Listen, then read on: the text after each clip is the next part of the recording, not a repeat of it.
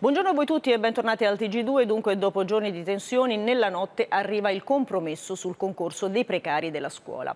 Per gli oltre 80.000 aspiranti ci saranno 32.000 contratti a tempo determinato secondo le graduatorie. Poi il concorso, rinviato a quando l'emergenza Covid lo consentirà. Ed è toccato ancora una volta a Giuseppe Conte mediare tra le varie anime della maggioranza. Sentiamo Ilaria Capitani. Anche questa volta è la notte a portare consiglio. Governo e maggioranza ripetono lo schema. Prima il muro contro muro sulla scuola. Da una parte 5 Stelle e Italia Viva favorevoli al mini concorso per gli insegnanti, un test a crocette in estate. Dall'altra PD e Leo favorevoli alle assunzioni per anzianità e titoli. Giorni di tensioni e polemiche, poi l'accordo maturato al termine della videoconferenza convocata dal Premier Conte con la ministra all'istruzione Azzolina e i capigruppo di maggioranza.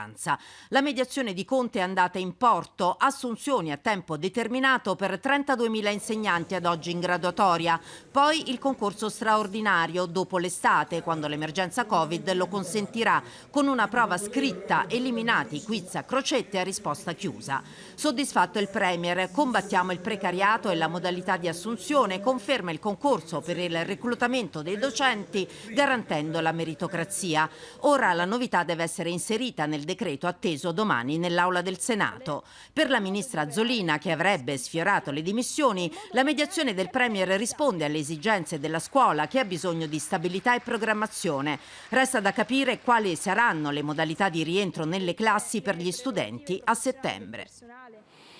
Chiusa dunque la sfida tra 5 Stelle e PD sui precari della scuola, in maggioranza più compatta, ma le opposizioni attaccano. Solo un rinvio e denunciano. Nessuna certezza per il ritorno sui banchi a settembre. Barbara Romano e poi Daniele Rotondo.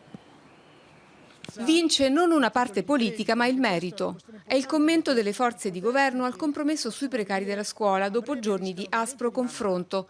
Moderato ottimismo esprimono i Dem. La mediazione di Conte infatti avvicina le loro posizioni. Nessuna sanatoria, sottolinea la Ascani. La soluzione individuata sui concorsi è una mediazione di buon senso, ci consente di mantenere la selettività ma di evitare un concorso lotteria a crocette in estate in piena pandemia. La maggioranza ha fatto passi in avanti importanti. Si mostrano soddisfatti anche i 5 Stelle, sebbene il braccio di ferro sul mini concorso estivo sia fallito.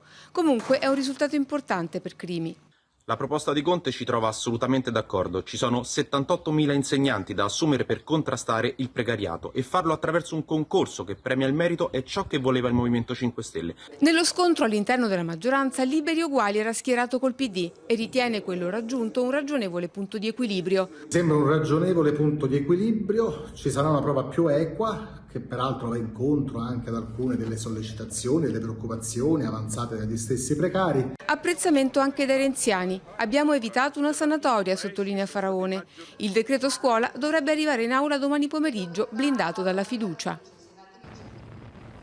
Una toppa peggiore del buco. L'opinione della Lega sull'accordo raggiunto dalla maggioranza sulla scuola è questa.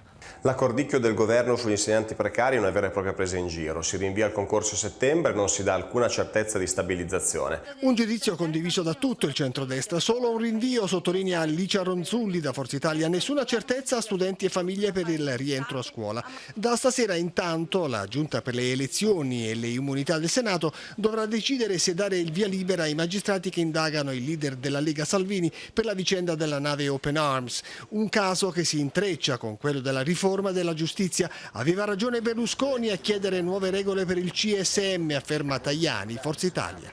Il governo fa delle parole ma non mette in campo azioni concrete.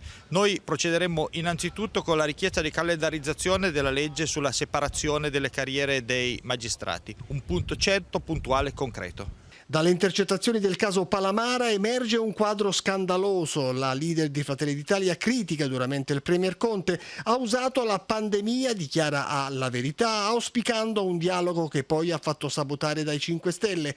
Attacca il governo e il ministro Boccia sui 60.000 assistenti civici anti-contagio. Calenda.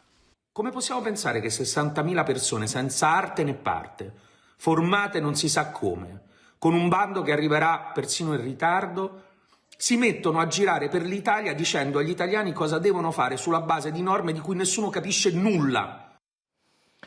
Prosegue il calo dei nuovi contagi da coronavirus.